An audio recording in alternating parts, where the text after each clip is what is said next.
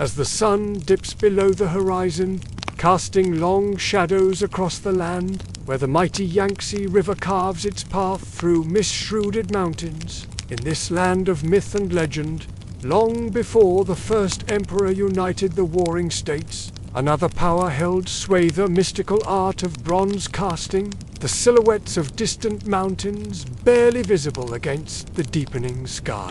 From a valley below, a plume of smoke rises, tinged orange and red by the fires beneath. It is a bronze foundry, its glow a beacon of human ingenuity and divine inspiration in the gathering darkness.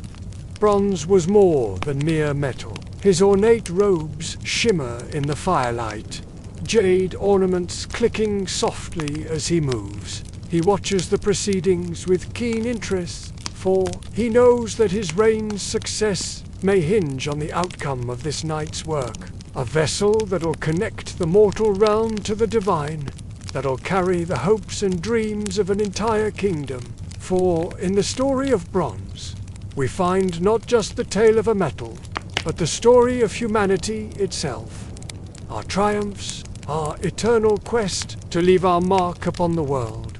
The air is thick with anticipation, for tonight is no ordinary night. The master craftsmen are preparing to cast a great ritual vessel, one that will cement the power of a new king and ensure bountiful harvests for years to come. It was the lifeblood of civilization.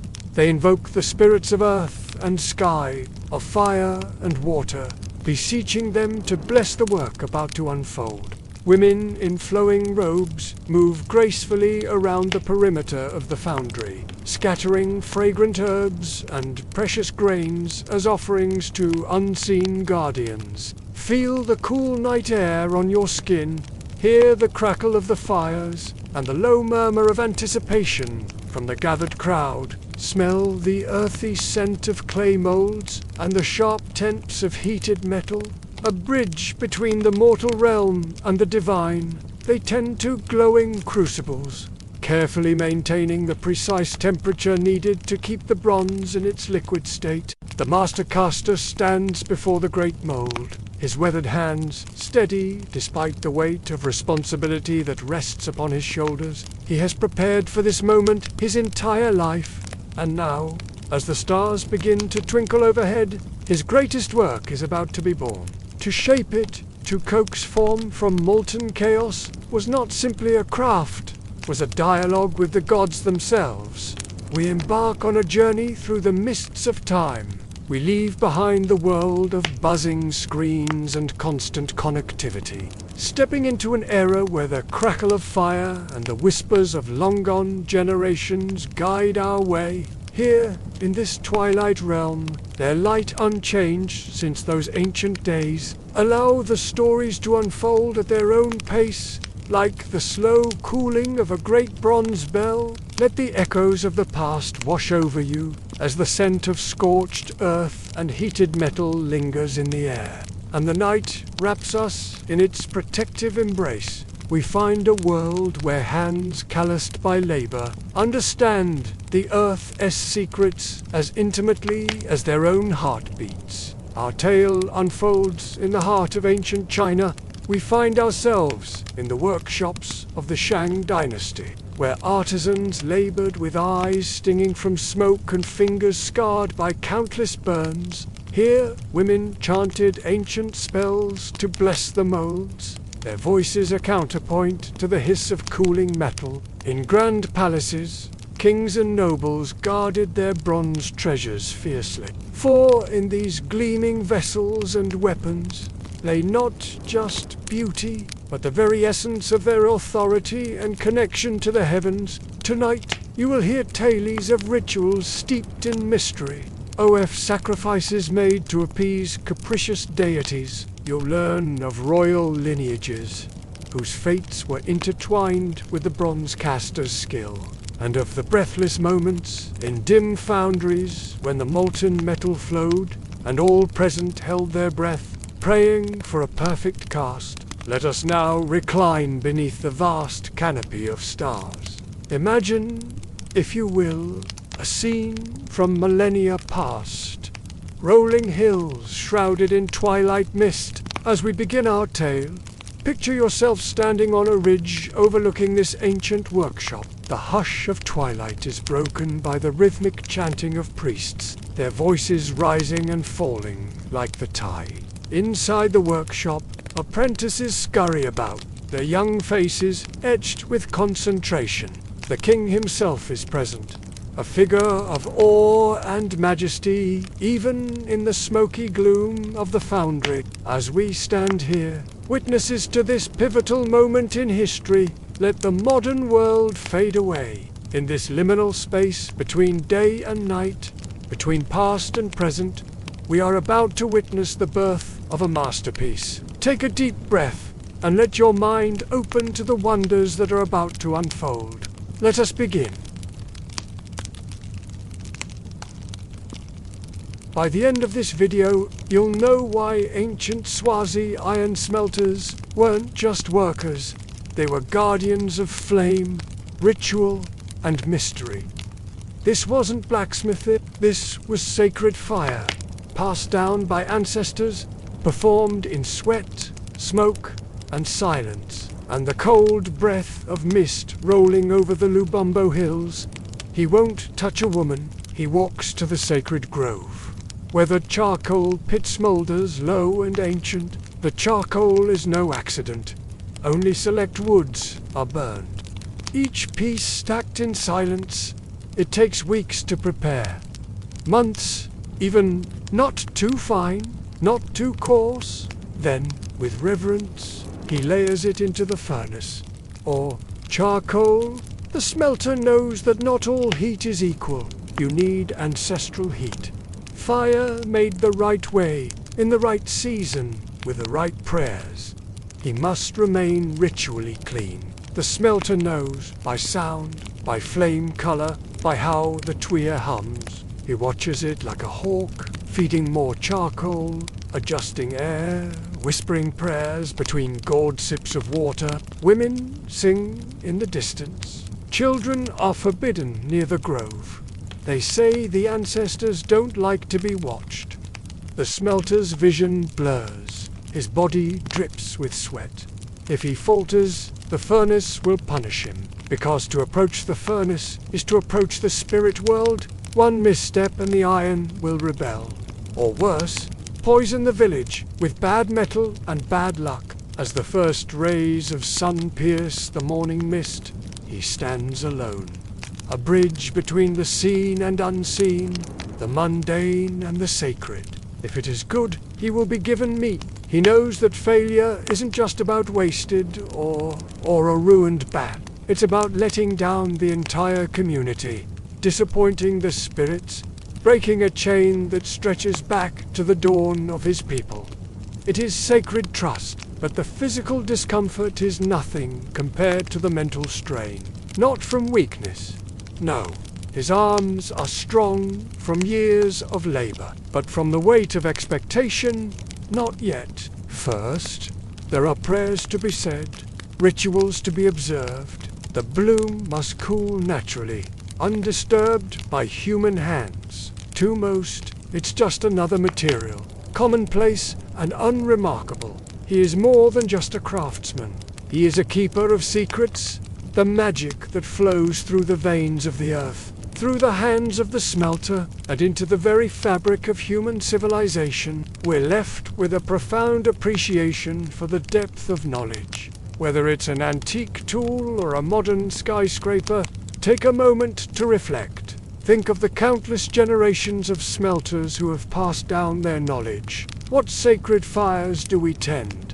What ancestral knowledge do we carry? What transformations are we capable of as we navigate our own modern furnaces of creation and transformation? For in the heart of every maker, every creator, every innovator, there burns a spark of that ancient, sacred fire. A fire that has the power to change, not just metal, but the very fabric of our world. If we approach our tasks with the same level of reverence and dedication as the Swazi iron smelter, their rituals, their very essence, to bring this miraculous material into the world. The intensity of dedication and the spiritual connection required for this ancient craft. It's a reminder that in many parts of the world, the line between the practical and the mystical is far more blurred than we might imagine. A guardian of ancient ways, in a world that changes faster with each passing year, he stands as a living link to a time when the boundaries between the physical and spiritual were far less defined. But here, in this sacred grove, under the watchful eyes of the ancestors, iron remains magic. It is life, it is power. Any premature contact could taint it, rob it of its power. The knowledge that this moment will define him in the eyes of his people and his ancestors.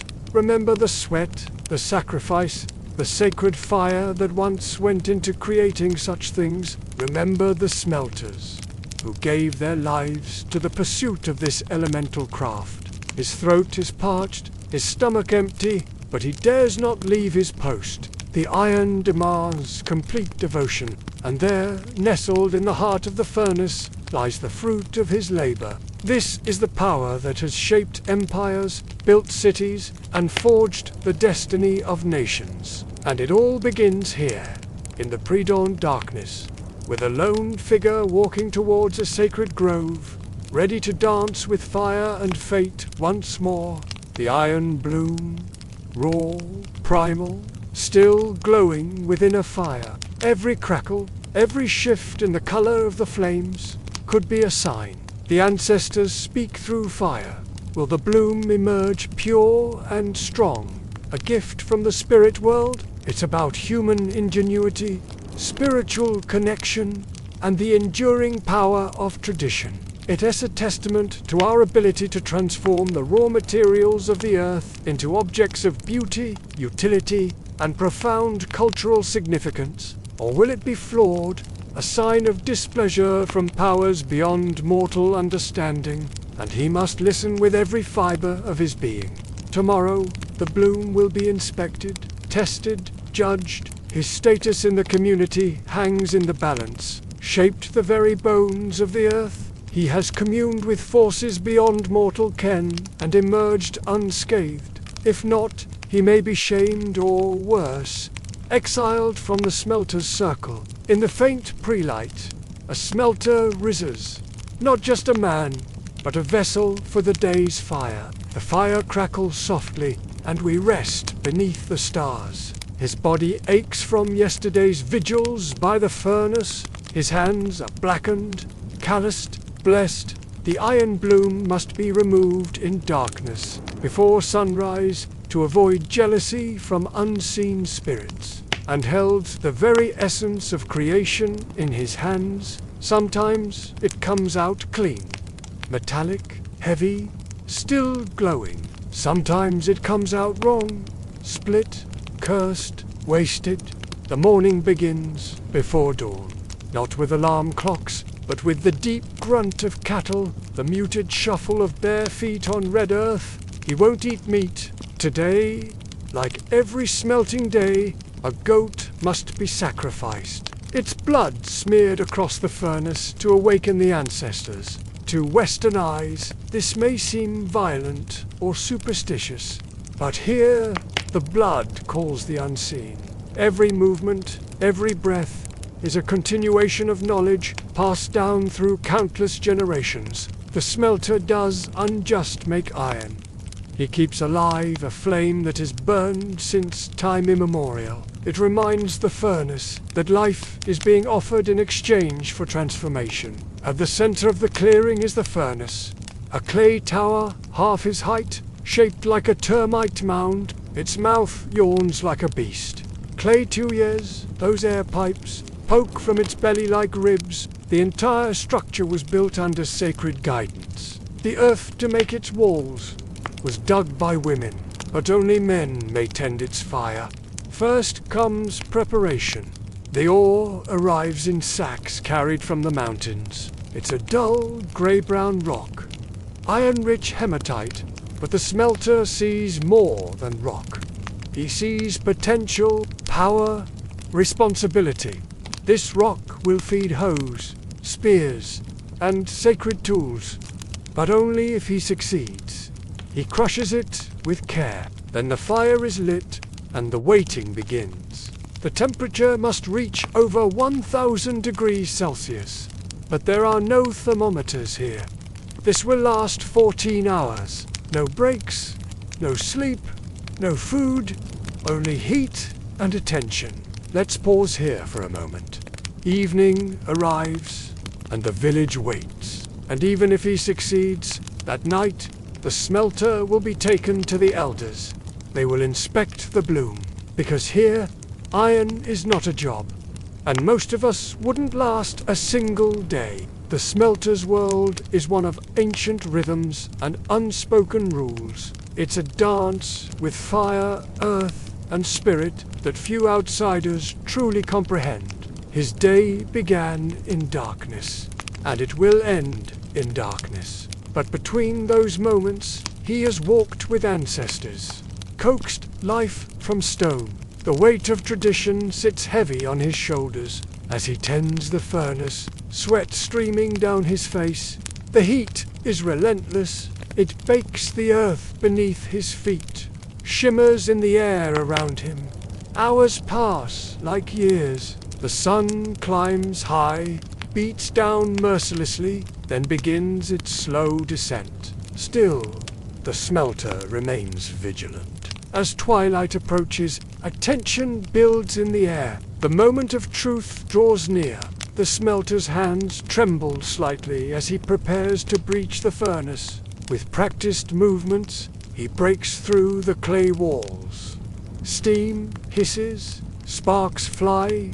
He doesn't touch it. As night falls fully, the smelter finally allows himself to rest. But his work is far from over. For now, though, he can take pride in what he's accomplished. He has called forth metal from stone. The modern world may have forgotten the true meaning of iron and the smelter. So the next time you hold something made of iron, be it a tool, a weapon, or a simple nail, pause for a moment, for in that remembrance, we honor not just the metal, but the magic that still lives within it. This is the legacy of iron. As our journey through the world of the Swazi iron smelter comes to an end, the next time you encounter a piece of iron, for in the end, the story of iron is not just about metal, and perhaps, in some small way, it challenges us to look at our own lives, our own work, with fresh eyes. These are questions worth pondering. The fire had been lit long before the sun even considered rising. In the hush before dawn, a circle of men stood in silence. This was ritual. The fire crackles softly, and we rest beneath the stars. Built of anthill clay mixed with cattle dung, it had to be consecrated with offerings, a bead, a splash of sorghum beer, a whispered plea. They sometimes hallucinated visions caused by heat, fatigue, and a mingled smoke of ritual herbs. But they dared not stop. The fire crackles softly, and we rest beneath the stars. For if they broke the rhythm, if they offended the spirits, the iron would curse them. Nor were uninitiated men and women, unless they were medicine women or sacred midwives, stayed at a distance. The iron was male energy. It was believed violent, fertile, needing to be controlled and respected. They listened to the sound of the fire. They read its temper, like prophets reading omens in wind. If envy lived in the heart of another, it could be slipped into your gourd. A tiny pinch, a shadow's worth, or rub it on his hands. Just in case. And then the bloom would fail, or your arm would cramp, or your dreams would sour. Each verse reminded the iron that it was not alone. It belonged to a lineage. He was part priest, part poet, part physician. If the flames screamed too loud, something was wrong. The fire crackles softly, and we rest beneath the stars. If it whispered, it meant the ancestors were pleased. What remained was the bloomer, heavy, spongy core of metal, glowing like the heart of a dying star. Inside, layers of charcoal and iron-rich, or were carefully packed. To open it too soon would anger the ancestors. So the men sat again. They drank warm water and honey. They spoke softly, and sometimes they sang. Waits whispered over, sometimes even buried for a day, then dug up as if born again. Nothing rushed. Some wore necklaces made of teeth or wood, protection against bad luck or poison. Nothing guessed. The layering followed knowledge passed down for generations, a choreography of dust and coal. The smelters were not blacksmiths. They were not workers in the modern sense. They were initiated guardians of a sacred craft. A rhythmic bellows, often made of animal skin and carved wood, was pumped steadily like a heartbeat. Two men worked it. Their bodies moved in rhythm, chest and arms pulsing in the darkness. Each furnace, shaped like a swollen termite mound, was a liver womb, a tomb, a prayer. And what grew inside was not just metal, it was magic. Each of them had washed Huaizin River water, scented with crushed roots and muttering prayers. They had fasted, abstained from intimacy, spoken little, and dreamt of ancestors. This was not just labor. Let's pause here for a moment. A boy with soot on his cheeks whispered praises to his ancestors, asking for safe passage through flame. The furnace, itself known as Ligweli, stood upright like a small shrine. When the fire caught, the silence broke not with words, but with the hiss of transformation. And above them, but this was only the beginning. The heat was unrelenting. Hours passed with no pause. The bellows worked without mercy. Inside, the iron bloomed red-hot, transforming from ore to bloom, from earthly crust to workable magic. The smelters could not leave, not even to drink water. Their sweat pooled in the dirt, their feet burned in the sand. Let's pause here for a moment. They were watched by the elders, silent figures sitting nearby with sacred gourds and walking sticks. Their presence was not decorative. Children were not allowed near the furnace. The men smelted naked from the waist up, bodies covered in ash and herbs, eyes squinting against the sparks. So each man brewed his own small medicina blend of bark, salt, and chewed root to ward off harm. He might sprinkle it on the earth. All the while, the bloom inside the furnace thickened. The iron began to separate slag, dripping downward like sorrow. When the smelting was complete, the furnace would not be opened immediately. It had to cool slowly, like letting a spirit return to its body. Let's pause here for a moment. In those songs were coded names of ancestors, of clans, of forgotten mountains, and by morning, when the furnace was finally cracked open, the bloom would be carried with reverence like a newborn, wrapped in cloth. This was not metal work. This was life work. The iron smelter was not a technician, and it took all of him to survive just one ritual. In the heart of southern Africa, among the Swazi and their neighboring peoples, the art of ironworking was not merely a trade. It was a sacred calling, a spiritual journey that transformed men into vessels of ancient wisdom and power. They were initiated the way one would enter a sacred priesthood. The path to mastery was arduous, fraught with danger and mystery. It was a road that few dared to tread, trembled not just from the chill, but from the weight of what was to come. The elders anointed his hands with sacred oils, each fingertip blessed to receive the knowledge of fire and metal, built from termite clay. Each layer was applied with reverence, each handful a whispered prayer to the spirits of earth and flame. The proportions were not merely practical, but sacred, passed down through generations in hushed tones and guarded dreams. He knew that every strike of his hammer would be more than just a physical act. It would be a spiritual invocation, a plea to the ancestors to guide his hand and bless his work. His tongue was silenced, bound by vows of secrecy. The heat that seared his skin was not just fire, but the touch of those who had come before, testing his worthiness to join their ranks. The stories were whispered around night fires, of men consumed by the very flames they sought to master. They became more than mere craftsmen.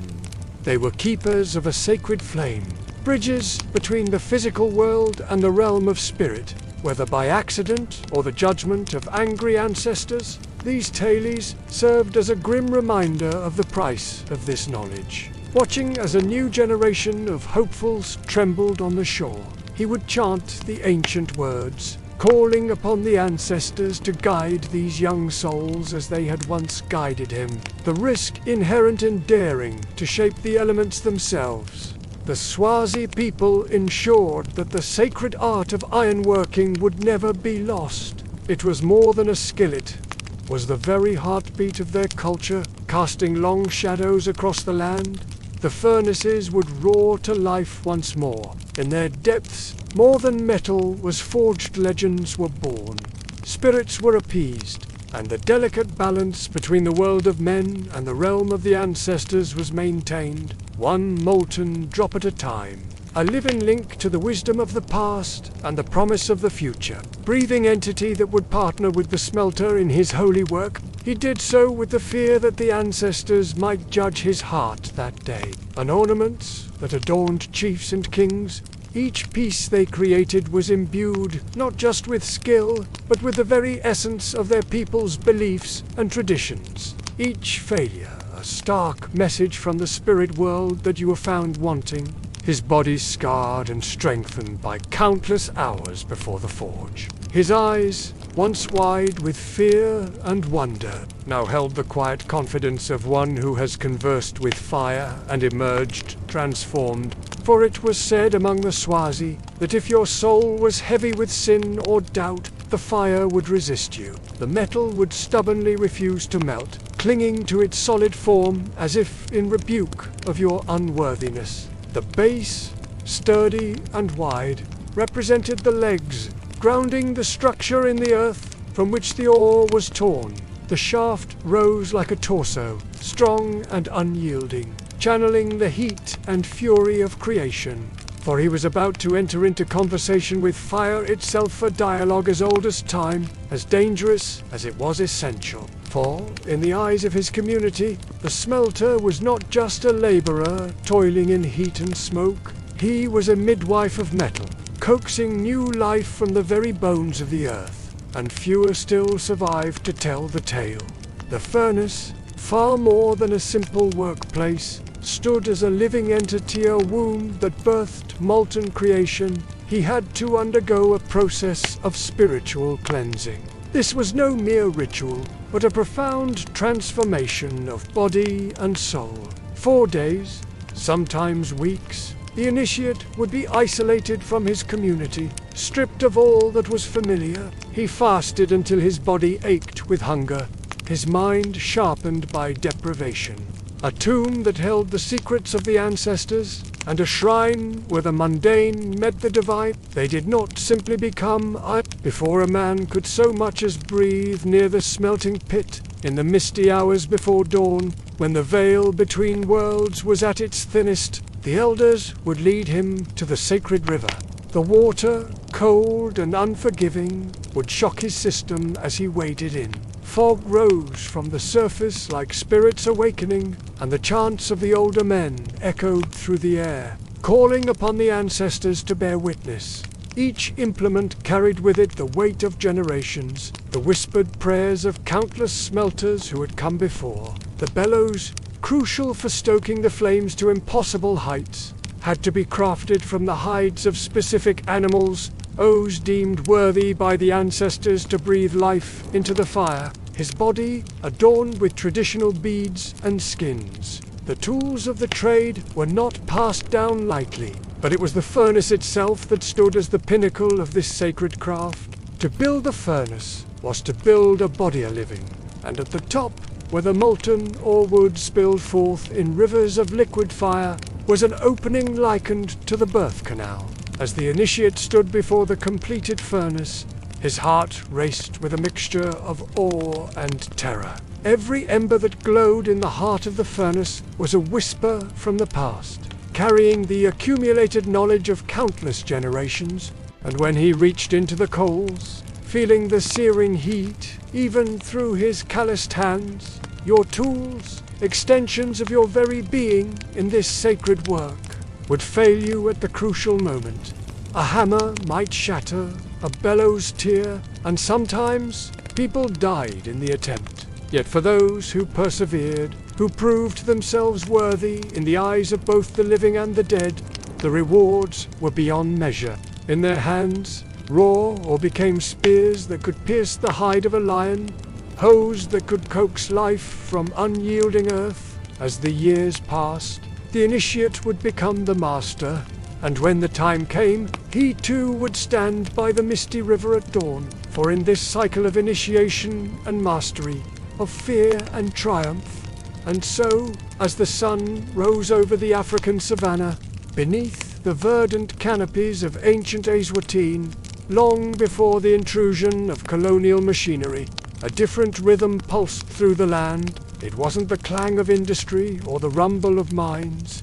This was Swazi iron smelting, a dance of blood and flame, where the physical world melded with the spiritual. Here, in these hallowed grounds, shaped by earth, bone, ash, and the whispers of ancestors, metallurgy became ritual, but a low, steady beat, the heartbeat of ire, from sacred pits carved into the earth, yet set apart, a place where worlds could intersect. There stood the furnace, a monument to patience and precision. Built over months, layer by careful layer, it rose from the ground like a swollen gourd, its clay walls hardened by previous fires and imbued with the essence of countless smoke curled skyward, carrying with it the acrid scent of transformation.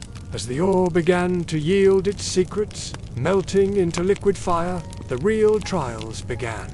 A moment's inattention could lead to catastrophe, a furnace erupting from too much heat.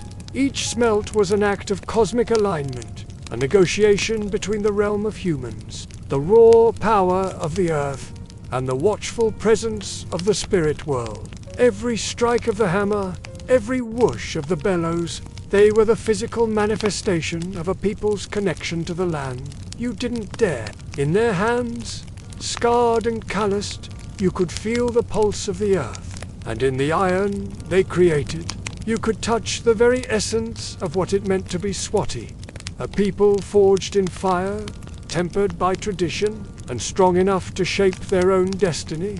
For they had walked between worlds, had touched the fire that burned at the heart of creation itself, and they had returned, bearing gifts of power and promise. They were the bridge between what was and what could be, the keepers of a knowledge as old as humanity itself.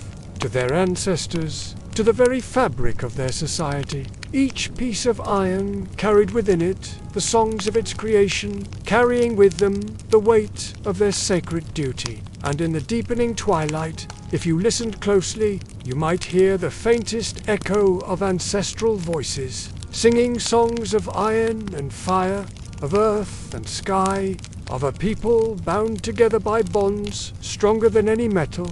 The prayers whispered into the flames, the sweat and blood of those who had danced with fire to bring it into being. Every droplet of sweat, all were offerings on an altar of fire and iron, spewing molten death. The scent carried on the wind, a primal aroma of earth and flame.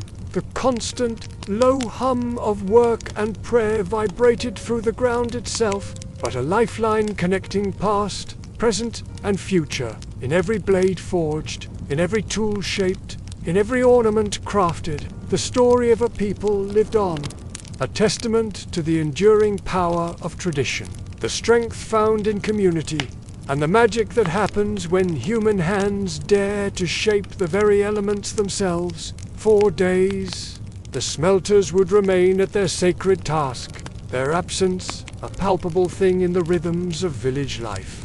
Invisible, poisonous gases lurked, waiting to steal the breath from unwary lungs. Sparks danced through the air like malevolent spirits, leaving lifelong scars on those they touched. Sweat poured from glistening bodies, mingling with the earth beneath their feet, and always, there was the chanting, songs as old as the hills themselves, passed down through generations. The elders swore that if you listened closely enough, you could hear the iron itself joining the chorus, singing its own song of becoming. A sound echoed through time, the rhythmic wheeze of bellows, breathing life into fire. This wasn't mere for these men and women. Failure wasn't merely a setback.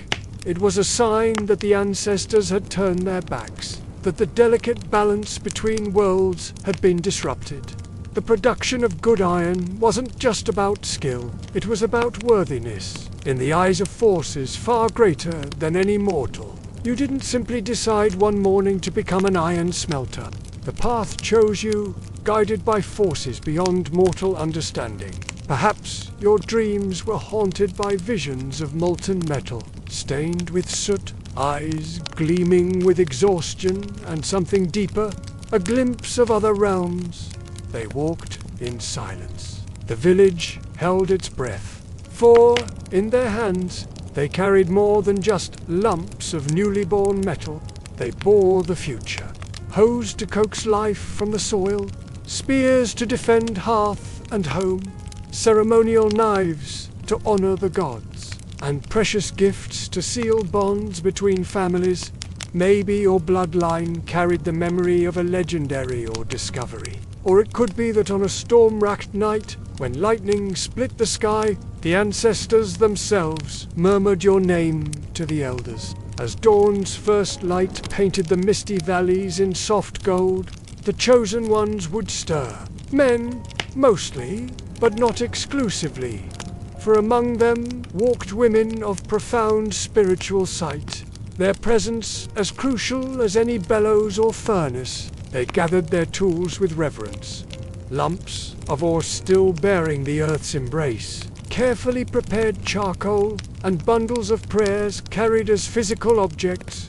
A team of bellows operators moved as one, their bodies swaying in perfect synchronicity. Like the beat of a great drum, they pushed and pulled, feeding air to the hungry flames. The rhythm couldn't falter. A missed beat could mean the difference between triumph and disaster. Their destination lay at the village's edge, close enough to be part of the community's pulse. And then, with a spark and a prayer, came the fire. This was no solitary endeavor. As the day wore on, the air grew thick and heavy, but with the promise of creation came the specter of danger. Yet the physical perils paled in comparison to the weight of spiritual responsibility. This was the antithesis of mindless factory labor. The village knew when a smelt was underway, and then, after 2 or 3 days of ceaseless toil, they would emerge. These weren't mere objects.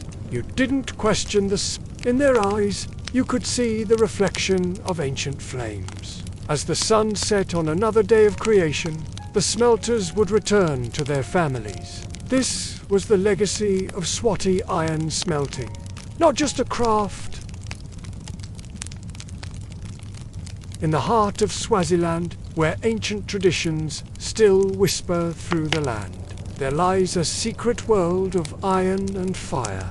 Not everything about Swazi iron smelting was visible to the eye. Some truths lived in shadows, spoken only in whispers, or taught through silence, and what thoughts one dared carry near the fire. This code was not merely a set of rules, but a sacred pact between the smelters and the unseen forces that guided their craft. There was a code, unwritten but strict. It governed everything. Who could approach the furnace? What words could be spoken during if a smelter entered the sacred zone with a heavy heart or sharp tongue? The ore would not melt right. That's what the elders said. Their minds clouded by petty disputes approached the furnace, These were sprinkled around the perimeter of the smelting site. You couldn't just use any wood. Young apprentices would be sent into the forests, guided by the wisdom of their elders. They learned to recognize the subtle signs that marked a tree as suitable. The way its branches reached for the sky, the texture of its bark, the whisper of its leaves in the wind. Each chosen tree was approached with reverence. The only sounds were the breath of the bellows, the crackle of fire, and the groan of iron finding its form.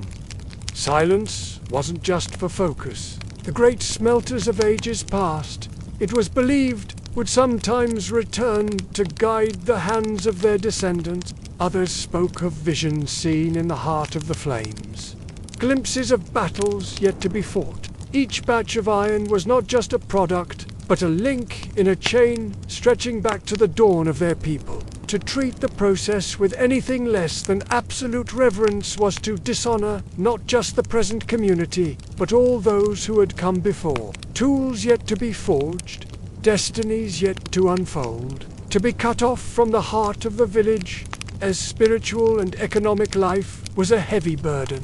Young smelters sent to fetch water from distant rivers often used this time for reflection. The elders would gather around it. Their prayers were not just words, but a weaving of energy, binding the newly born iron to the fate of the village, sharing a meal of specific foods, each chosen for its symbolic meaning.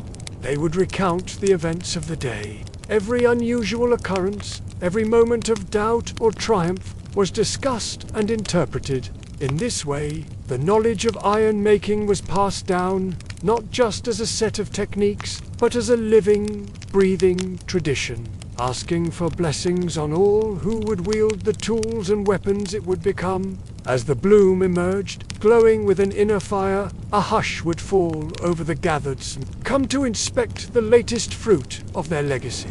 Others reported strange lights dancing above the cooling iron, or the scent of flowers blooming out of season. Even the most seasoned among them could unhelp but feel a sense of awe at this moment of creation, returning with a newfound appreciation for the privilege of their craft. But in that ending was also a beginning. For tomorrow, the hammers would ring out, shaping this raw potential into tools and weapons, jewelry and sacred objects. The iron, born of earth and fire, silence and song, would take its place in the great tapestry of Swazi life, a testament to the enduring power of tradition and the unbreakable bond between the visible and invisible worlds. Carved from the heart of ancient trees, they were passed down through generations, accumulating the wisdom and skill of countless hands. Some said these tools had souls of their own, born from the marriage of wood and iron, fire and earth. It was reverence, like listening for the voice of the mountain, or forgot to cleanse their hands, were punished. Not always with beatings, sometimes with exile from the site, or long tasks fetching river water from miles away. To break the code was to risk not just the iron, but the entire spiritual balance of the village. Spongy chunk pulled from the heart of the furnace. It was never touched with bare hands. It was cradled with thick wooden tools, then laid on sacred ground for cooling. As the elders prayed over it, that piece of iron was not just metal, it was the memory of flame, sacrifice, and unseen forces, offerings made to its spirit before a single branch was cut. Their bodies moved in perfect rhythm, pumping the bellows and tending the fire with a grace that spoke of years of practice. Their minds, emptied of all worldly concerns, focused solely on the dance of heat and metal before them. It had to be from specific trees, often ritually cleansed and chosen for their symbolic strength.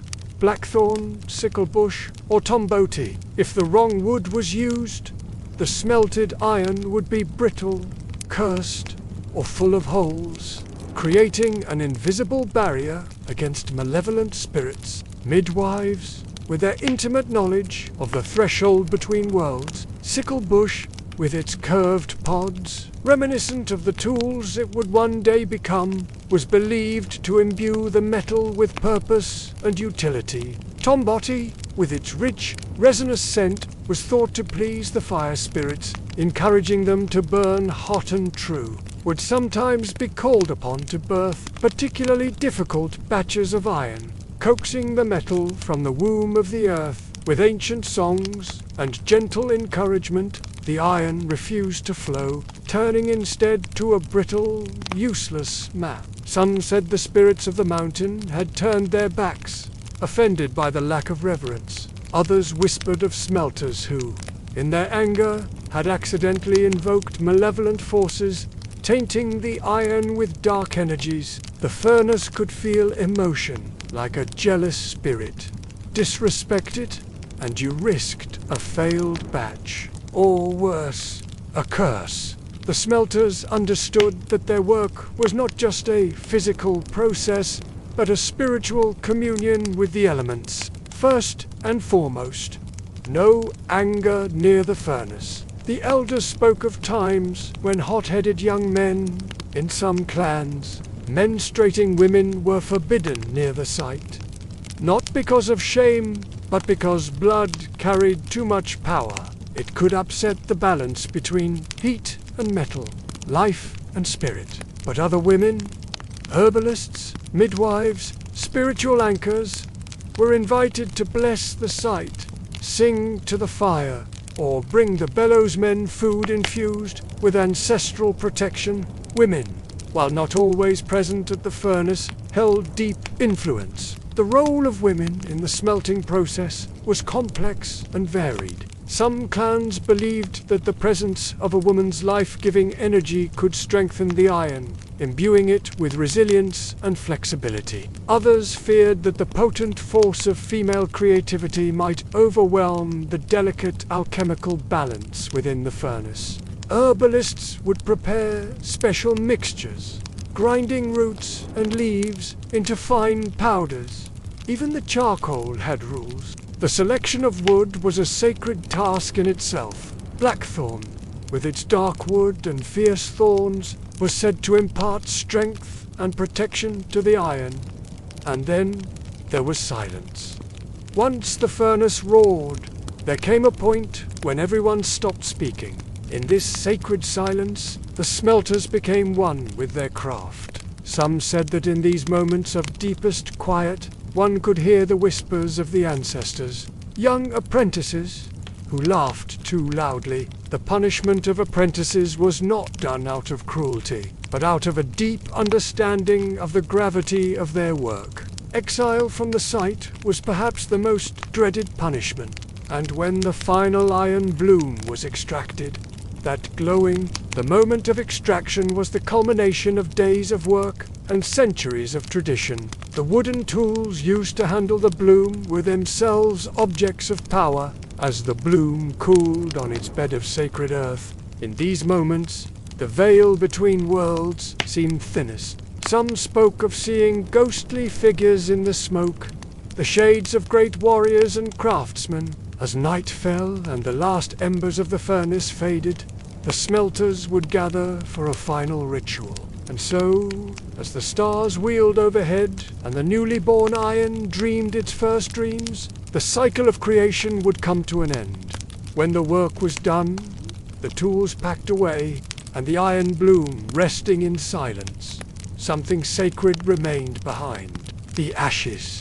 To outsiders, they looked like waste, just grey, broken dust beneath a fire long gone. But to the Swazi smelters, the ashes were memory. They held whispers. They remembered every mistake, every prayer, every success. In the quiet aftermath of the smelting process, when the roar of the furnace had faded and the last echoes of hammering had drifted away on the wind, the ashes remained as silent witnesses. They were more than mere remnants of the fire. They were the keepers of secrets. The site was swept with specific grass brooms, their bristles bound tightly with red string, a color of power and protection. The act of sweeping was not merely about cleanliness. The climb was deliberate, each step a reminder of the effort required to bring forth the iron from the earth. They poured the water carefully where the furnace once stood, the liquid hissing as it met the still warm ground. This act was both practical, cooling the earth, and deeply symbolic, returning moisture to the parched land. Sometimes they'd wait days before sweeping, their eyes turned to the horizon, waiting for just the right moment. They sought a westward breeze, a good omen, tiny points of light dancing in the darkness where the furnace once stood, never fully seen, but felt with a certainty that went bone deep. The entire process, from the gathering of ore to the final cooling of the furnace, was about balance, offering, and respect, experienced over and over again, passed from elder to child, from master to apprentice. It was a knowledge so deep, so intrinsically tied to the land and the people, that in time it seemed the very earth itself remembered. It was a dance between the human world and the spirit world, between the present and the past, between taking and giving back. These apparitions were thought to be guarding the craft, watching over the site to ensure that the old ways were respected, each ritual strengthened. The connection between the Swazi people and the iron that had shaped their culture for countless generations, and there, in the quiet moments after the work was done, in the soft grey ashes that held the memory of fire and transformation, the true magic of iron smelting lived on, a testament to the enduring power of tradition, respect, and the deep, unbreakable connection between a people and their craft. Or perhaps checking who dared to forget the ancient rules that governed the relationship between the Swazi people and the iron they worked. These sightings were taken as signs that the spirits approved of the work done, that they were keeping the fire of knowledge alive, even in the absence of human hands, carrying the ashes away from the village and toward the setting sun. This was seen as a blessing, a sign that the iron would bring prosperity and that future smelts would be successful. It was a way of honoring the earth that had given up its iron. The smelters would vanish from the site, not just for rest, but to stay away. The rules were clear and unbreakable. Do you not return to the smelting ground for at least a full moon cycle? This time of absence was crucial.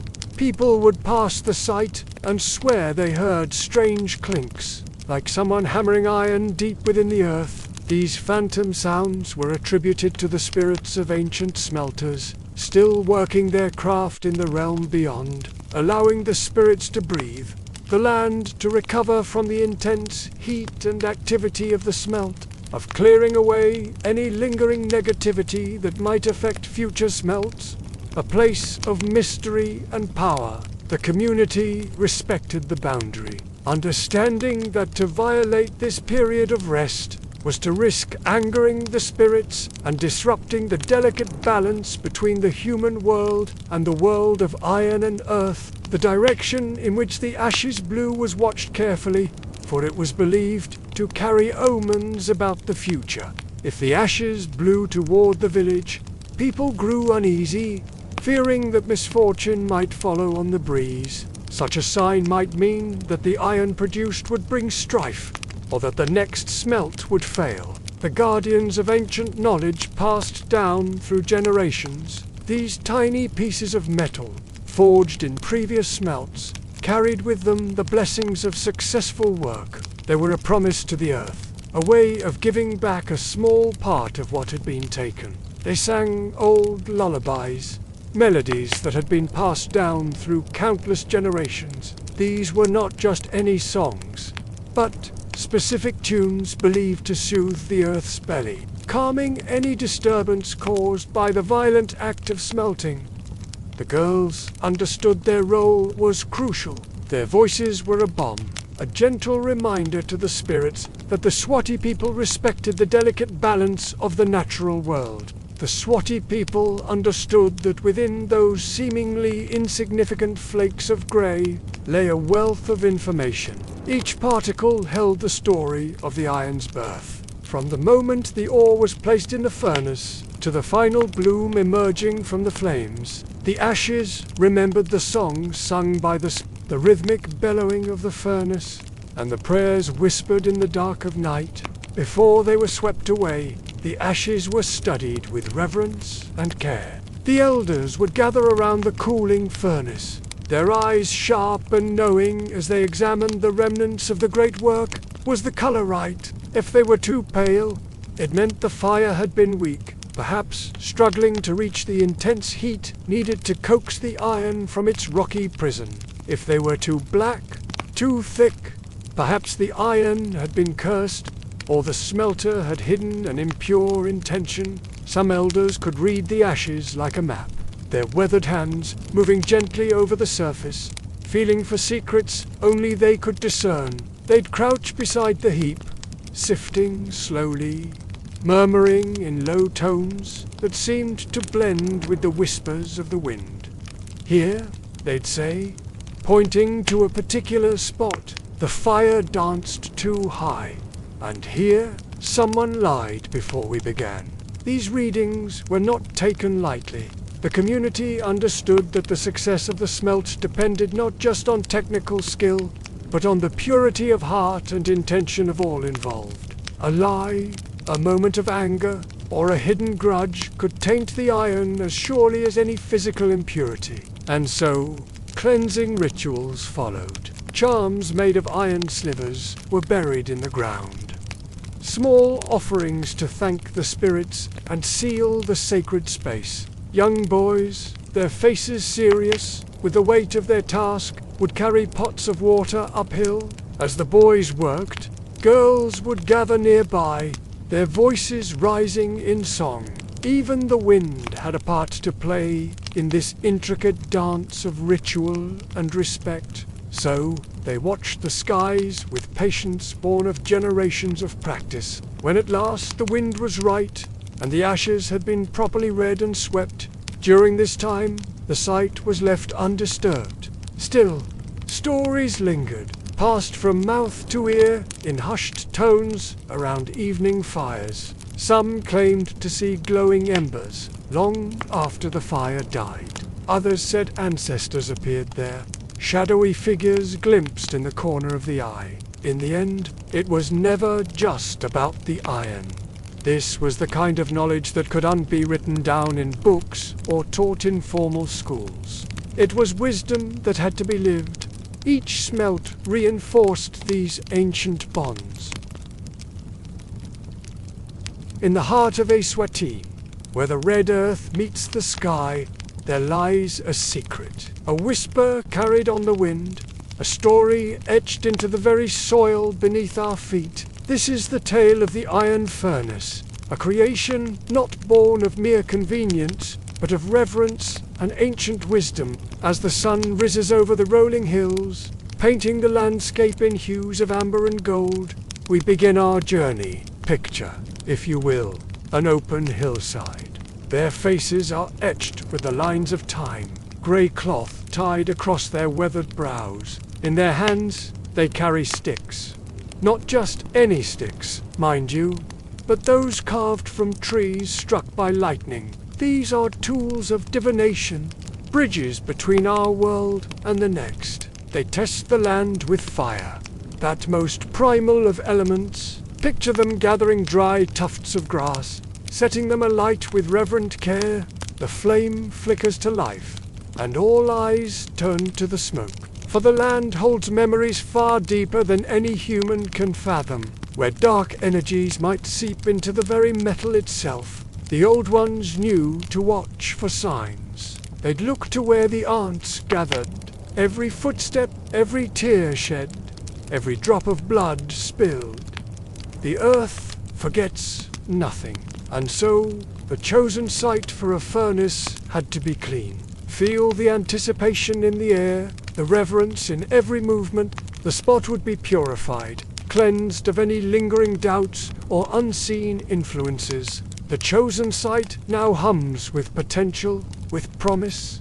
It stands ready to birth wonders of iron and fire. But even as the elders depart, their work done, the sacredness of this place remains. River, Clay, smooth and cool, would be mixed with the warm, rich blood of a goat. Where the past and present intertwine, a simple patch of ground became something more. It became a crucible of creation, a nexus of skill and spirit. And though the fires may have long since gone cold, the magic, the reverence remains. This mixture, a bridge between earth and life, would be used to mark the sacred ground. Remember that beneath your feet lies a world of hidden histories and sacred spaces, that the earth holds secrets we have only begun to understand. Not just a tool, but a bridge between worlds. Not just a creation of man, but a collaboration with the very earth itself. A reminder that in this dance of fire and metal, of skill and spirit, we are all connected to something far greater than ourselves. And that sometimes, in the quietest moments, if we're very still and very lucky, we might just hear the land whisper its ancient truths. Pure, not just any stone, but the very foundation upon which the furnace would rise. Watch as it's laid with utmost care. But wait, there's more. Beneath it, a small hollow is dug. Their steps falter. Their eyes grow distant with memory. That's where the fire once lived. They'll say, voices hushed with respect, don't disturb the bones of it, for they know that even long after the furnace has crumbled to dust, the land remembers. It holds the echoes of hammer on anvil, of songs sung in the firelight, of metal born from earth and returned to it once more. Into this space, treasures are placed. Really, listen. Can you hear it? The faint whisper of ancient fires, the ghostly ring of metal being shaped by skilled hands. This is the legacy of the iron furnace, a testament to the deep connection between human craft and the very soul of the land. A coin, gleaming in the sunlight, to ensure the iron-born here would bring wealth. A carved bead, intricate and beautiful, so that the metal would carry beauty in its heart. And most precious of all, a single strand of a mother's hair, for what could offer greater protection than the love of a mother, unburdened by the shadows of the past, wary of strange circles that spoke of otherworldly influence, and the owls, those silent watchers of the night. Their gaze could reveal much. A place where owls stared too long, too intently, was not a place for mortal works. There are invisible histories etched into every hill and valley, stories that only the earth remembers. A smelting site could never be placed near a spot where violence had left its mark. The echoes of a violent death would taint the iron, they say, making it brittle and weak. Or perhaps a patch of red soil nestled beneath the sprawling branches of a marula tree. To the untrained eye, it may seem unremarkable. Hugging the ground like a heavy blanket, it's a warning. This place is too dense with spirit, too crowded with things best left undisturbed. The veil between worlds is too thin here, the unseen too close for comfort. But if the smoke rises like incense, clear and clean, listen closely, and you might hear it now. The soft rustle of grass, the whisper of leaves. The furnace had to face a direction where the breath of the ancestors could reach it freely, where the songs of the smelters would carry, rising with the smoke to touch the sky, where the fire wouldn't choke on its own exhaust, but burn bright and true, reaching for the heavens. Then they know this ground is ready. It welcomes the touch of iron and fire. But to the old smelters, those keepers of forgotten knowledge, it was so much more. This was no ordinary patch of earth. At the break of dawn, when the veil between worlds is thinnest, they press these sacred sticks into the waiting soil. And then they wait, they listen. The very air seems to hold its breath. It was a doorway, a threshold, the very place where the earth herself agreed to unveil her deepest mysteries, or keep them locked away forever. You see, the iron furnace was not simply erected, wherever it was most convenient. It wasn't placed in someone's backyard or beside the nearest stream. Yes, the earth has spoken, granting her blessing. But if the stick stands rigid and unyielding, unmoved by wind or spirit, then the message is clear. This place is closed. Its secrets not meant for mortal hands. No, this was a far more delicate dance between man and nature. The furnace had to ask permission first. As the mist lifts from the valleys, revealing the world anew, imagine a group of elders. Watch as they move across the land with slow, deliberate steps. If the stick leans gently to one side, as if pulled by an invisible hand, it's a sign. But this is not the only way to seek the earth's permission. Others among the elders have different methods, equally steeped in tradition and mystery. If it curls low and thick, yet even these signs are not enough, nor could it be near the dwelling of a witch. For you see, the land remembers more than people do. It holds the weight of ages, the whispers of countless generations. Even the wind had a voice in this decision. Imagine now, the moment when a site was finally chosen, and then the first stone, as the sun begins to set, casting long shadows across the land. The ritual nears its end. To this day, you might see some of the old ones hesitate as they walk across certain hills. As night falls and the stars begin to twinkle overhead, take a moment to listen. For in this place, where earth and sky meet, so the next time you walk across an open hillside or pause in the shade of a marula tree, remember, this is the story of the iron furnace. The furnace was alive, but it needed breath, and that breath came from the bellows. In the heart of Swaziland, where iron and fire danced their ancient waltz, the bellows stood as silent sentinels. But these were not the puffed leather sacks you might imagine from European forges. Sacred in their simplicity, they were crafted from oxhide studs taut over hollowed-out bowls, their surfaces smooth and tense as a drum. They were the lungs of the ancestors, breathing life into metal and memory alike. Long wooden handles extended from their sides. Sometimes they were men, broad-shouldered and calloused from years of labor. Other times, they were boys on the cusp of manhood, their eyes wide with a mixture of reverence and trepidation, carved with the care of an artist shaping the limbs of some mythical beast. Some say these bellows had names. That's the voice of fire learning to speak.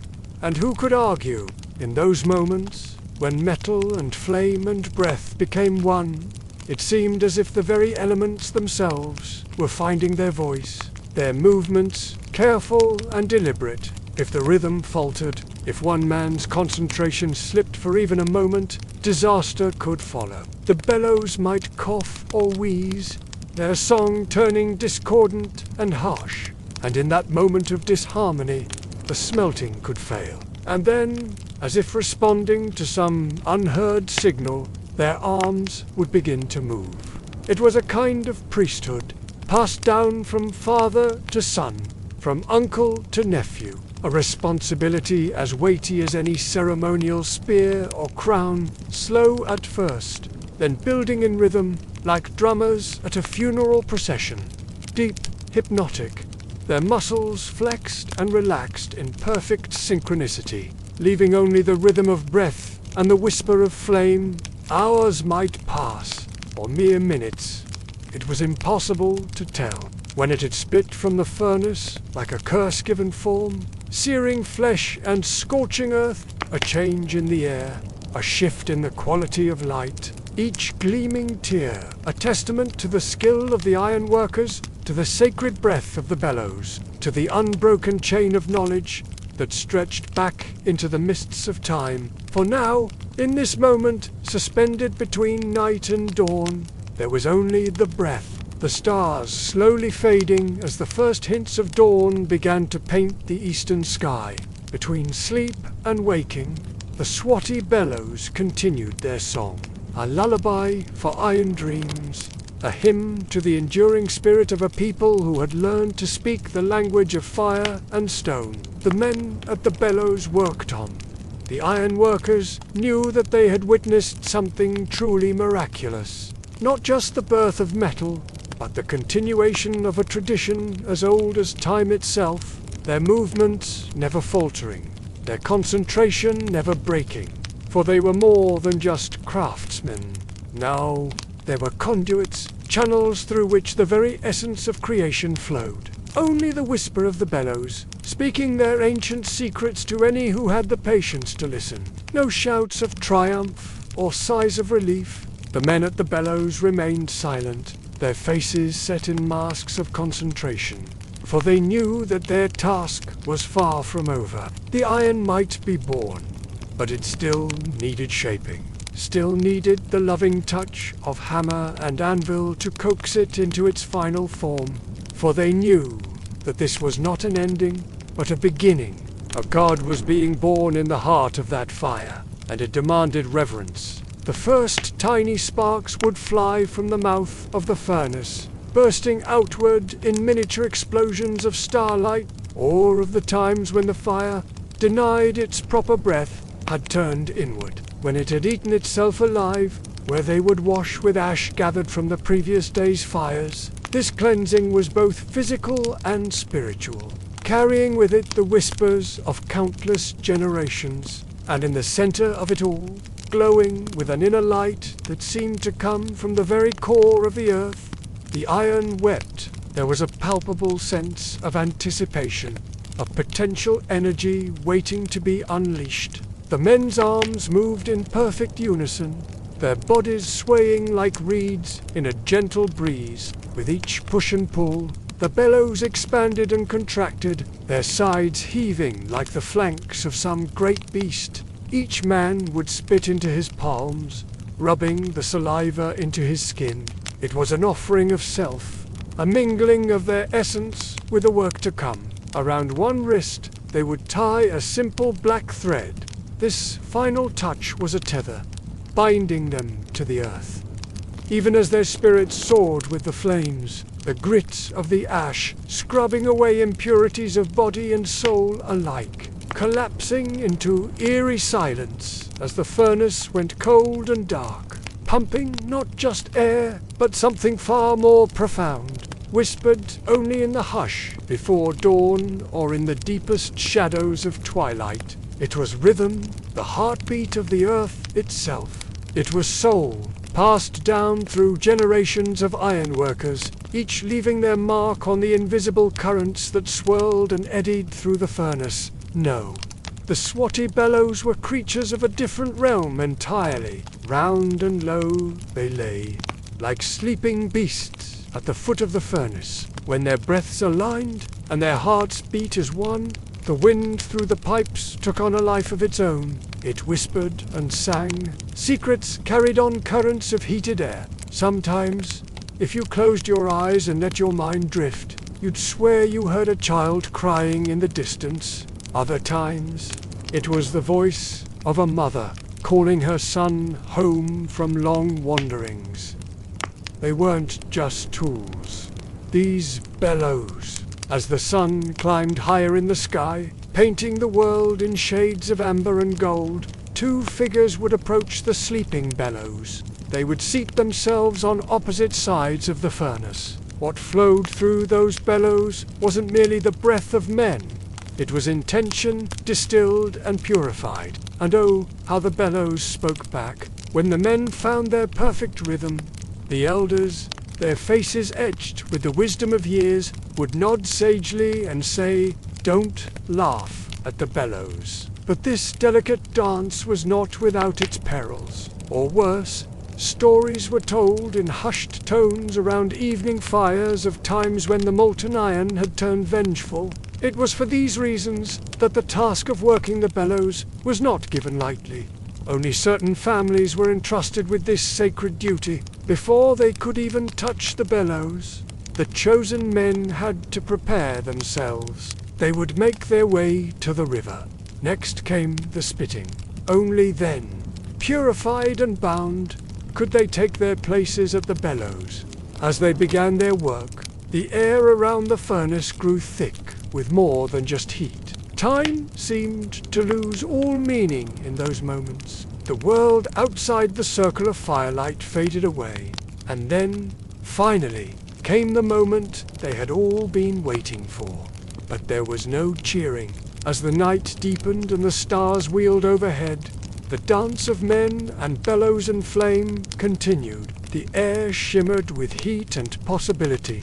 Drop by molten drop, it emerged from the furnace, and still the men worked on, their arms moving in that same hypnotic rhythm, their breaths coming slow and steady. But that was a task for other hands, for other sacred tools, and so the night wore on, in that liminal space between darkness and light. And as the first rays of sunlight crept over the horizon, painting the world in shades of gold and promise, the furnace was alive, and it breathed with the breath of generations.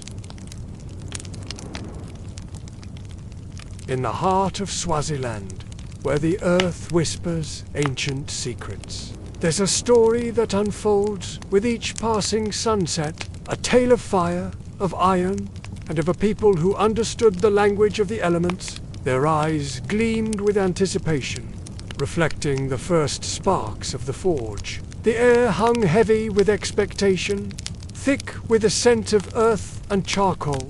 The Swazi didn't just smelt iron, they listened to it. It flowed slowly, like blood finding an old wound, thick, glowing, and reluctant. The ore, once unyielding, now surrendered to the flames, its essence transforming before their very eyes. As twilight painted the sky in hues of amber and violet, the smelters gathered. After hours of feeding the fire, of bellows whispering, of ancestors watching, the iron began to melt. But here's the thing, they never rushed it. Time held no sway here. The Swazi understood that creation cannot be hurried. The birth, even the birth of iron, follows its own rhythm. Even the crickets fell silent. His movements were slow, deliberate, weighted with the responsibility of generations. He would press his hands together, fingers interlacing like the roots of an ancient tree. Say nothing. Steam hissed as it met the cool night air, a newborn's first cry. Those gathered leaned in, drawn by an instinct older than reason. This was the moment when possibility became reality, when potential took form.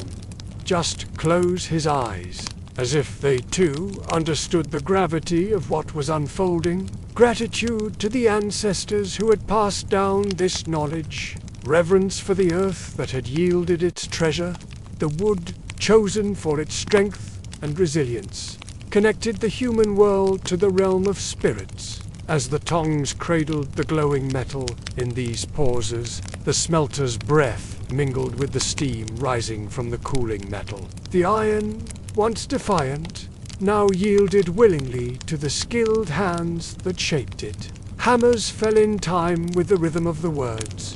Each strike a punctuation mark in this ancient poem of creation. It was as if their very essence was being woven into the iron's structure. It was as if the very essence of the forest lent its power to this sacred act. Hope for the future that this iron would help shape, from earth to fire, from formless to formed, from potential to purpose. They carried with them more than just the fruits of their labor. It had found its voice. Another day began, but the night's magic lingered. In workshops and fields across the land, tools born of fire and song would shape the world anew. And in the hearts of the Swazi, the memory of iron's birth would burn bright. A reminder of the power that lies in patience, in reverence, and in the transformative magic of a well-sung chant. In the hands of farmers, warriors, and craftsmen, it would sing its own song. A melody of growth, of protection, of creation, a harmony that would echo through generations, as enduring as the metal itself. They were bearers of an ancient wisdom, keepers of a flame that burned not just in forges, but in the heart of their culture. Each ridge and valley told a story, each curve and angle a testament to the hands that had guided its birth. They seemed to carry wishes, dreams, and prayers into the night sky. It was more than an object now. It was a bridge between worlds, a vessel for dreams, a promise made manifest. Eyes that had stayed open through the long night now blinked in wonder at what they had wrought. Perhaps the ancestors, watching from above, caught these sparks and wove them into the fabric of fate. The fire crackled softly, a lullaby for the newborn iron, and all around it, ash, breath, and the ghost of flame. Young apprentices held their breath, eyes wide with wonder. This was more than craft. It was communion. So they watched, they waited. Wisps of smoke curled upward, carrying with them the last echoes of the night's chants. The ground beneath their feet was warm, as if the earth itself had been transformed by the alchemy that had taken place, because they believed that the iron remembered the fire, and that memory could be shaped into tools, into weapons, into plows, but only if you sang to it while it was hot. Deep voices and high, young and old, blended into a tapestry of sound. The iron seemed to pulse in response, as if the very atoms within it were rearranging themselves to the rhythm of the words. Words like, they listened for the hiss, the crack, the sudden pop.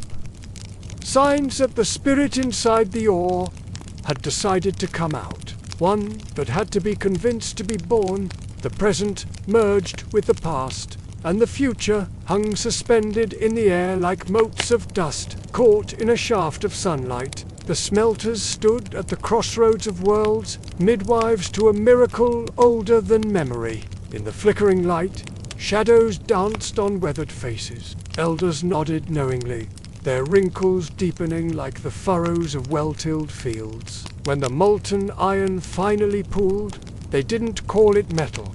Yiba, Inkimba, and the edge seemed to sharpen, hungry for the battles it would fight. Yiba, Aihuku, and the metal softened, curving gently, ready to nurture and provide. They called it Inkabai Yan Simbi, the navel of iron, the belly button of the earth, because what you were looking at was not just a product, it was a link between underground and surface, between now and long ago.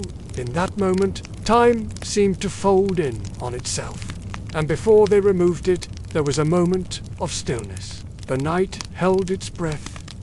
The lead smelter would step forward. In that silence, prayers unspoken filled the air, and then, with tongs carved from hard wild figwood, he would lift the newborn iron like a midwife lifts a child. The iron emerged, radiant and alive. Then came the shaping, not with machines, but with chants. Yes, chants. Thatha Amandala, go forth with strength. Yiba, Inkamba, become a sword. Yiba, Ihuku, become a plow. The chants rose and fell like waves, each syllable imbued with intention. Thatha Amandla, they sang, and you could almost see the iron straighten, gathering itself for the journey ahead. The chant told the iron what to become. The silence told it who it was. Between each phrase, moments of quiet allowed the iron to absorb the intention set upon it. As the night deepened, the chants grew softer, more intimate. Sparks flew with each blow, brief constellations against the darkness. By the end of this sacred act, what lay on the cooling stone was not just metal.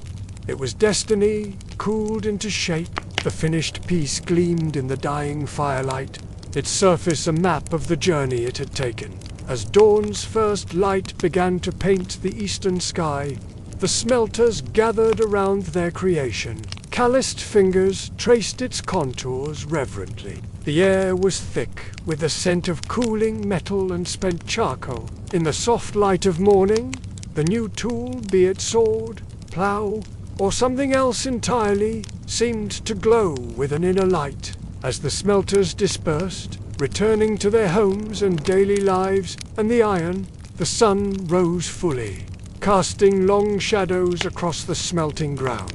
In the heart of Africa, where the earth whispers ancient secrets, there lies a tale of power that defies our modern understanding. It's a story not of crowns and thrones, but of hammers and anvils, of fire and iron.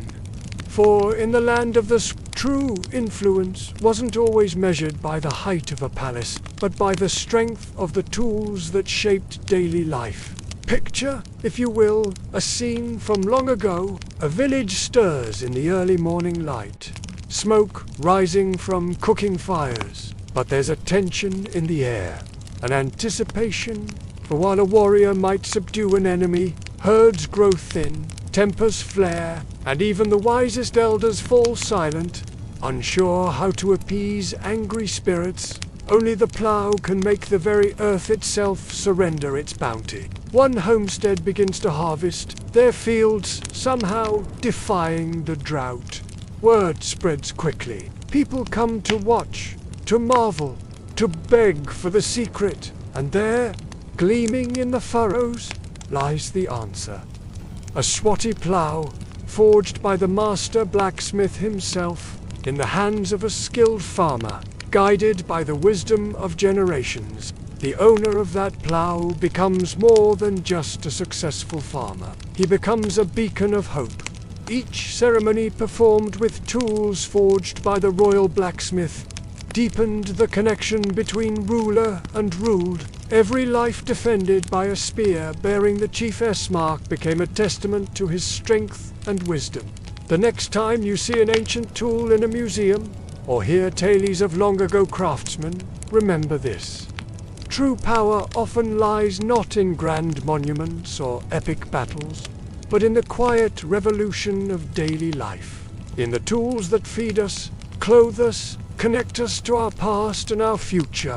It was a subtle but profound shift in the very fabric of power, not through violence or grand proclamations, but through the quiet accumulation of influence. And in that dance of fire and iron, of skill and spirit, we find a truth as old as humanity itself, that the greatest revolutions often begin not with a shout, but with the quiet ring of hammer on anvil. They shaped the very stories that kings would later tell about themselves and their people. They became the physical embodiment of tradition, of identity, of the delicate balance between the seen and unseen worlds. For, in his workshop, he also shapes the very language of status and belonging. Consider the delicate artistry of bracelets and anklets. The thin, twisted anklet gracing a woman's foot speaks volumes about her family's prosperity and honor. It declares to all who see it that not only was the full bride price paid, but that her kin were generous enough to offer even more. The ceremonial knives that gleam in firelight.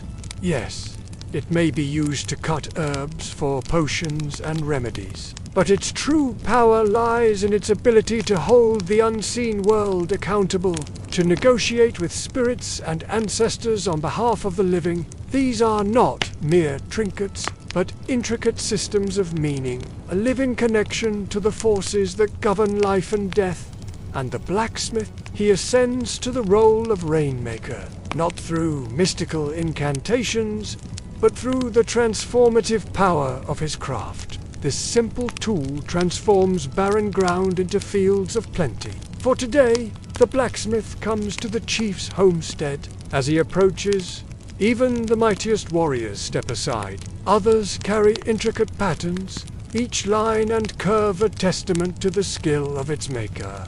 And then there are those marked with natches, not battle scars, but a tally of generations. A father passes such a spear to his son, and in that moment, more than metal changes hands. It's a lineage forged in flame, a legacy as enduring as the iron itself. The chief himself, adorned in the finest regalia, sits up a little straighter. Why such deference for a man who wields no weapon, commands no army, because in his calloused hands, this humble craftsman carries something far more potent than any sword or shield, and for this, there was no tool more vital than the plowshare.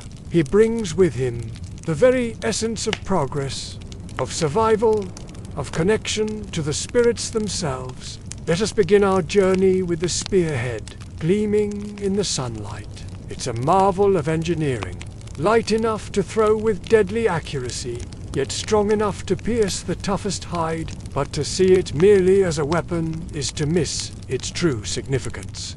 Each spearhead tells a story. Some bear names, whispered in reverence around evening fires. But power in the Swazi world wasn't just about conquest. It was about nourishment, about coaxing life from the very soil beneath their feet. Thick and curved, it lacks the deadly elegance of the spear. Yet in its own way, the plowshare is far more formidable.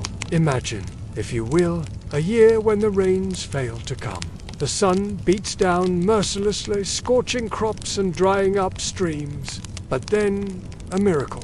In that moment, the balance of power shifts. Yet the blacksmith's influence extends far beyond the practical realm of spears and plows. A bride adorned with a wide, arching bangle sends a clear message.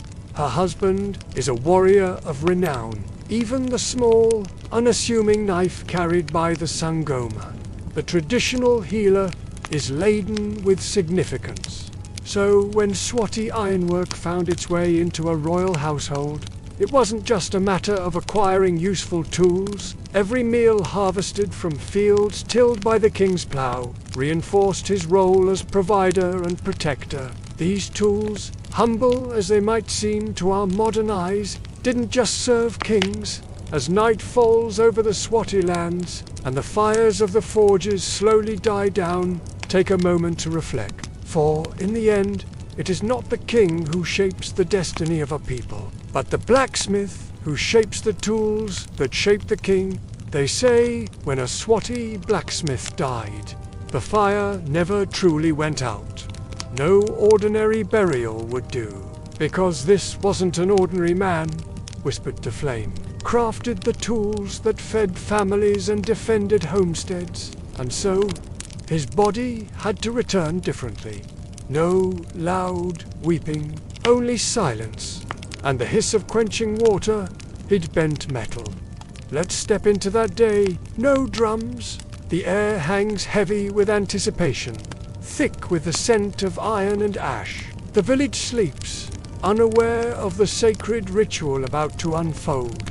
In the pre-dawn darkness, a select few gather, because they not burying just a man.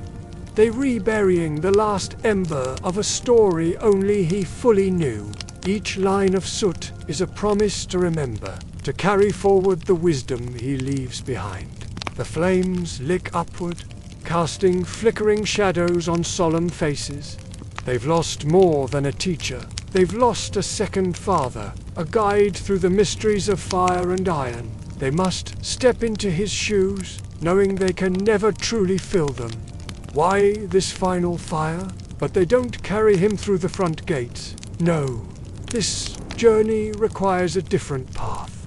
The weight they bear is more than physical. It's the weight of tradition, of knowledge passed down through generations, tales of impossible feats of metalwork, of blades so sharp they could split a hair. They trace the patterns of half-finished projects, run their fingers over the smooth handles of hammers their master once wielded. The village holds its breath, then slowly exhales.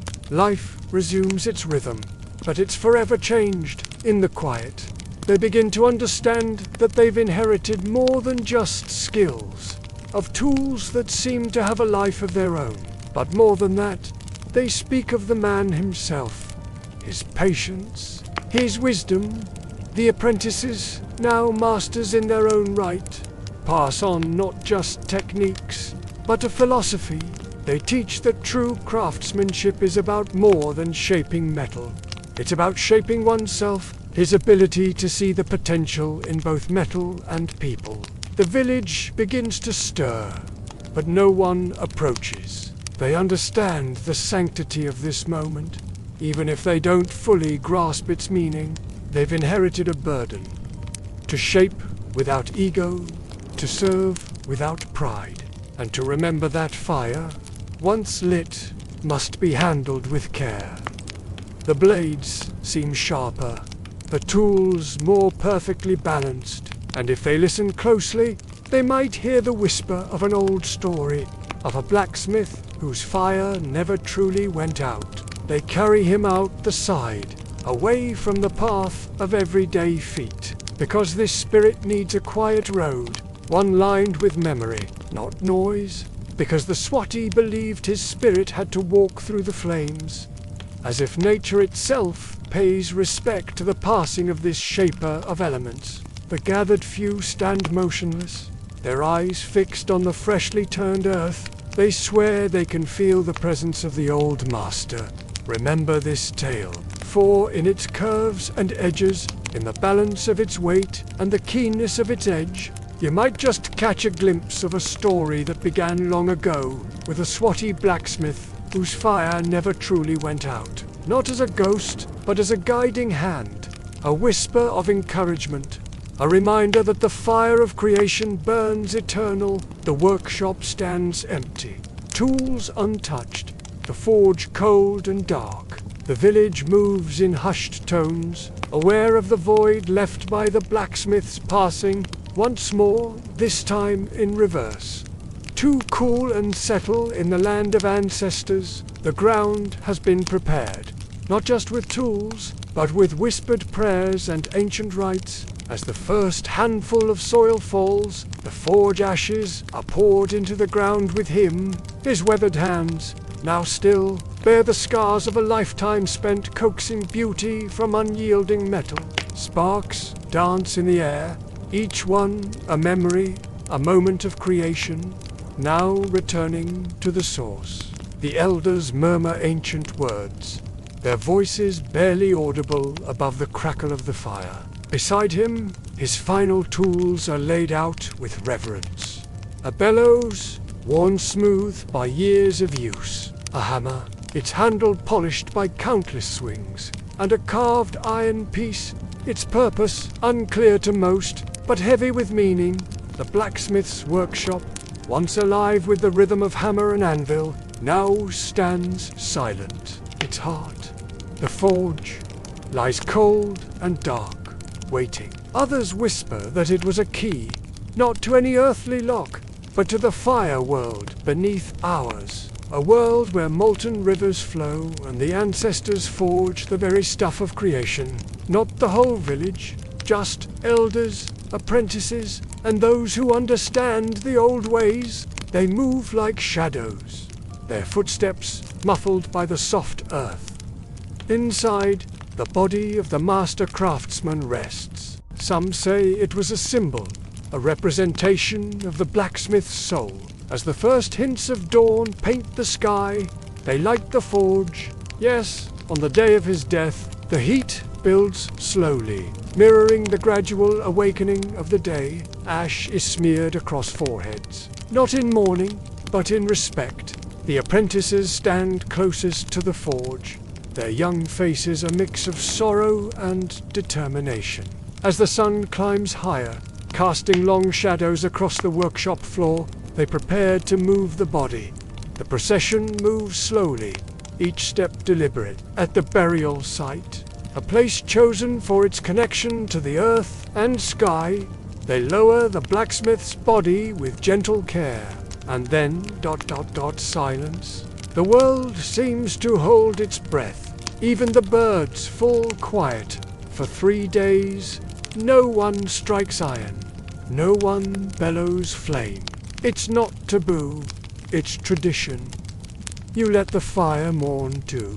During these days of silence, stories are shared in low voices. The apprentices gather each evening, not to work, but to remember.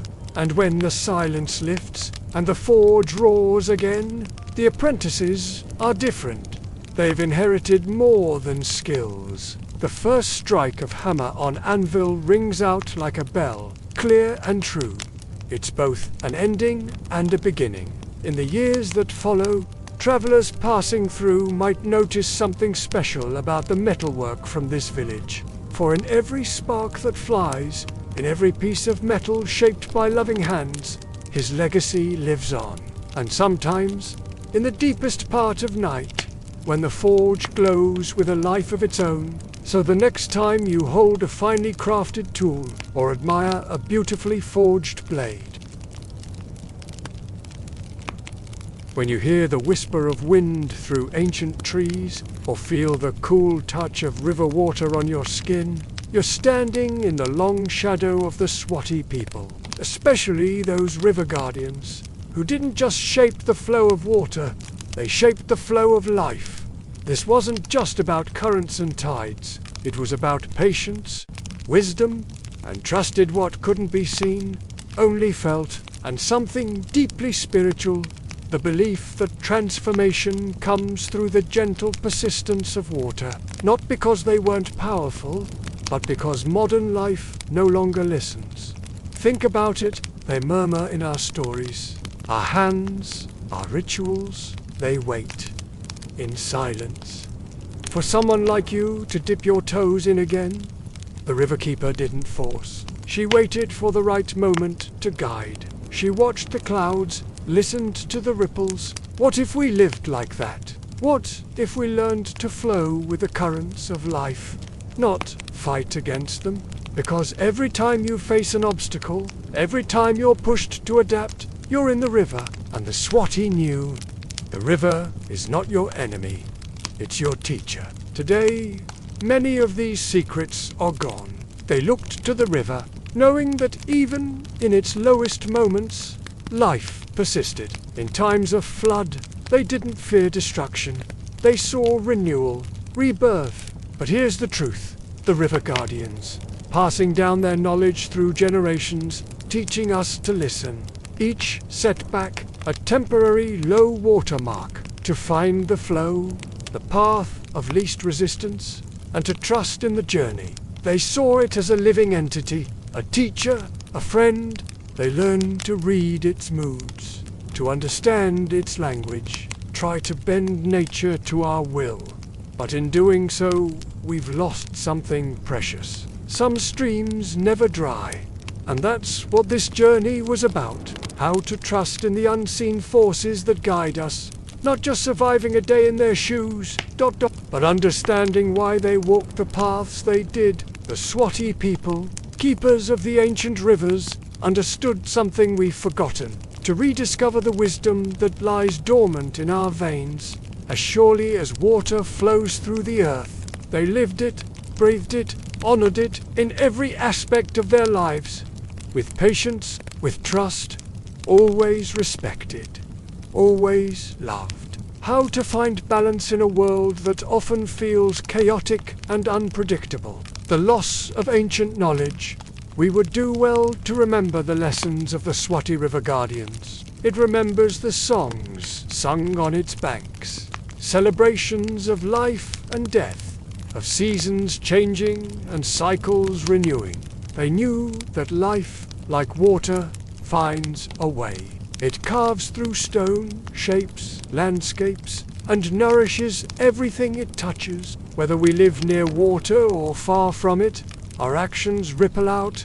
The ripples spread, touching shores we may never see, affecting the delicate balance of life on this blue planet. In the soft glow of dawn, when mist rises from the water's surface, you can almost hear their whispers. We too are shaped by unseen currents, pushed and pulled by forces beyond our control, finding its way, carving its path, about finding a way to bridge the ancient and the modern, the natural and the technological, and like a river finding its way to the sea, we too can find our way through life's challenges. To pay attention.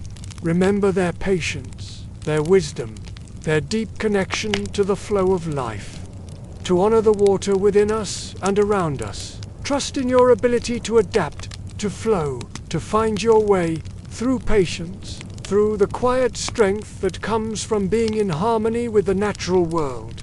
Some knowledge never fades. It lives in our DNA, in our instincts, in the way our bodies naturally seek balance and flow. This is the wisdom that still flows, like an underground stream, waiting to be tapped. The soft murmur of water, not just in rivers and streams, but in the very essence of your being.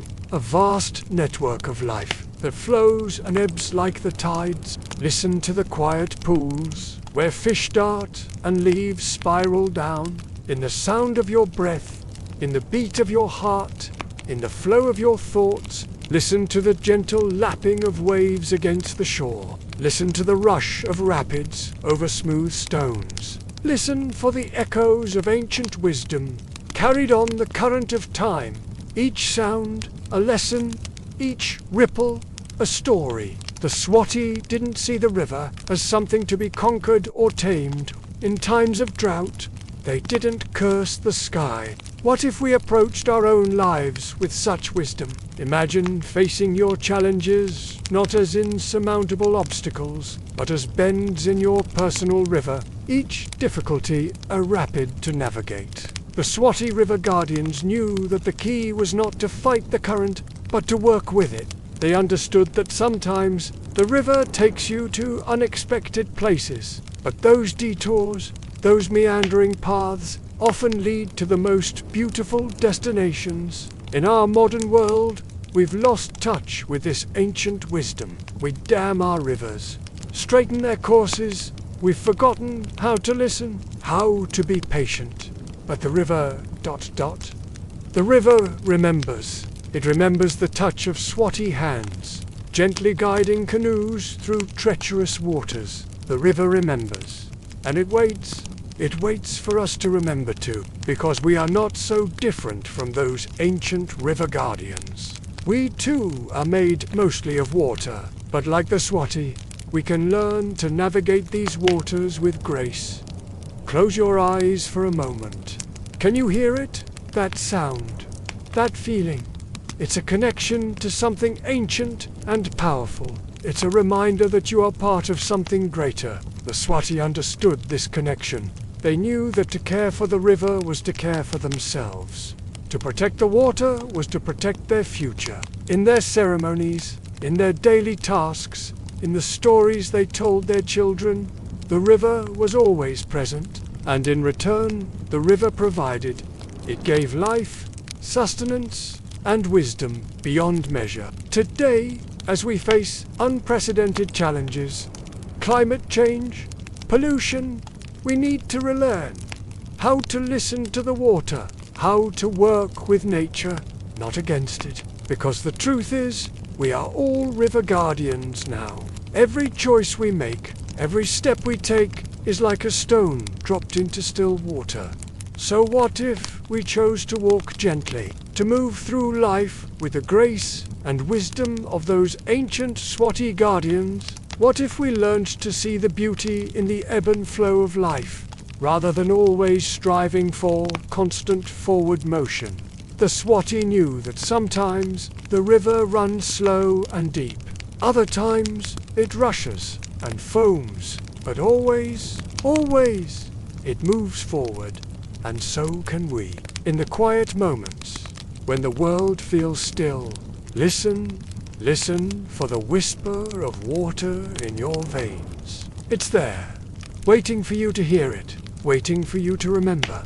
Because some streams never dry. All we need to do is tune in. This journey, this exploration of Swazi wisdom, wasn't just about looking back. It was about looking forward. It was about remembering that we are not separate from nature. We are nature.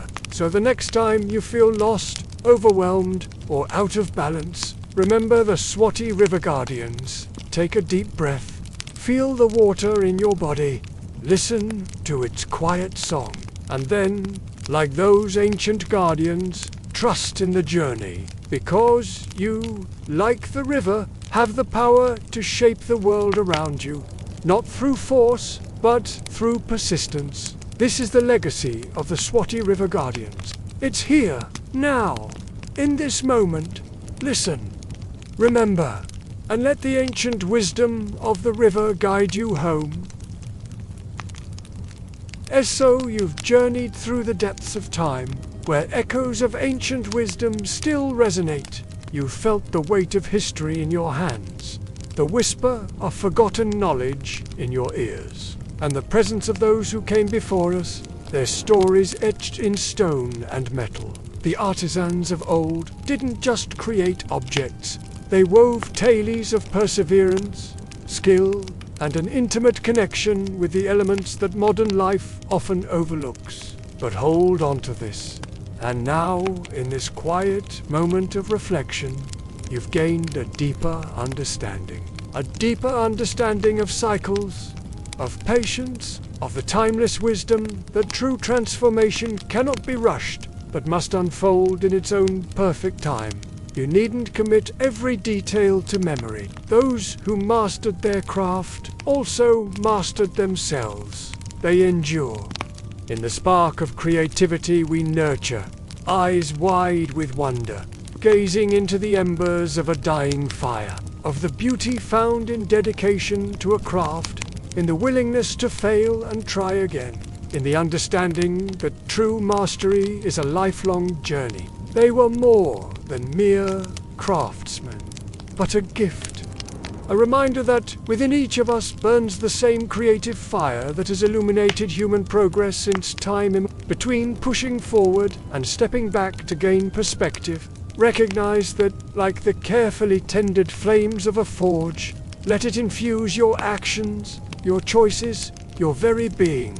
In times of doubt or struggle, remember the steadfast determination of the forge keepers, the unwavering patience of those who understood that true transformation takes time. Here, in the quiet depths of your being, lies the same spark that has driven human innovation and creativity since the dawn of time.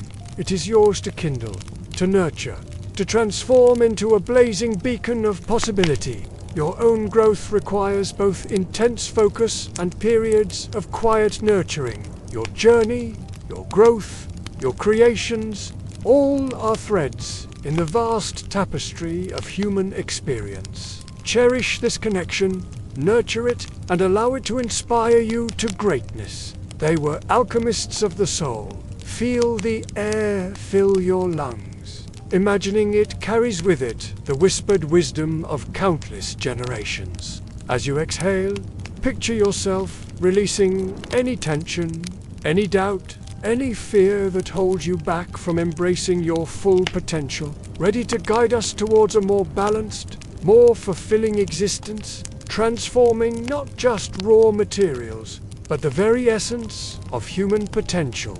With every strike of the hammer, every careful tending of the fire, they honed not just their skills, but their spirits. In that moment, witnessed the passing of knowledge from one generation to the next. An unbroken chain stretching back through millennia. In the moments of stillness we cherish, and in the gradual, beautiful unfolding of our own potential. The sky above an ancient workshop deepens to indigo, stars emerging one by one. A gentle breeze carries the lingering scent of smoke and earth. In the distance, the soft rhythm of drums echoes across the land, a heartbeat connecting past and present, and their teachings didn't fade with the passing of ages. Allow this truth to guide you now into a space of tranquil contemplation. Imagine, if you will, the fading light of a day-long past. As night gives way to dawn, picture the first rays of sunlight touching the horizon. They illuminate the silhouette of a child. These artisans, these keepers of flame and forge, in a world that often demands instant results, their legacy reminds us of the value of slow, deliberate progress. As you stand at the crossroads of past and future, feel the weight of this inheritance. It's not a burden. Let the lessons of these ancient artisans seep into your bones.